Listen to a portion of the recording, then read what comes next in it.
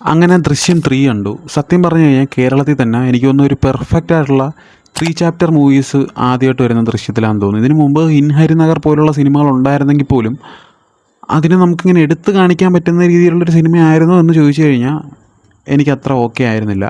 എന്തായാലും സിനിമ കണ്ടു, അത്യാവശ്യം നല്ലൊരു പടമായിട്ട് തോന്നി. അത് നിങ്ങൾ 1ഉം 2 ആയിട്ട് കമ്പയർ ചെയ്യാൻ നിൽക്കുകയെന്നുണ്ടെങ്കിൽ നിങ്ങൾക്ക് വലിയ രീതിയിൽ ഇഷ്ടപ്പെടാൻ പോകുന്നില്ല. പക്ഷേ ഇതൊരു വേറൊരു പുതിയൊരു തുടക്കം എന്ന് വേണമെങ്കിൽ പറയാം. കാരണം ഈ ജിത്തു ജോസഫ് തന്നെ ഒരു ഇൻ്റർവ്യൂക്കകത്ത് വന്ന് പറഞ്ഞായിരുന്നല്ലോ, അതായത് അതിൻ്റെ അത് ജോർജ് കുട്ടിയുടെ ഫാമിലിക്കകത്ത് പിന്നെ നടക്കുന്ന കാര്യങ്ങളൊക്കെയാണ് സിനിമ, അതായത് ദൃശ്യം 3 കാണിക്കുന്നത് എന്നാണ് പുള്ളി പറഞ്ഞത്.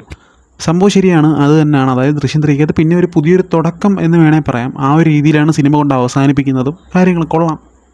നല്ലൊരു പടമായിട്ട് തോന്നി. ഫസ്റ്റ് ഹാഫ് കുറച്ച് സ്ലോ ആണെങ്കിൽ പോലും സെക്കൻഡ് ഹാഫ് അത്യാവശ്യം പൊളിയാണ്.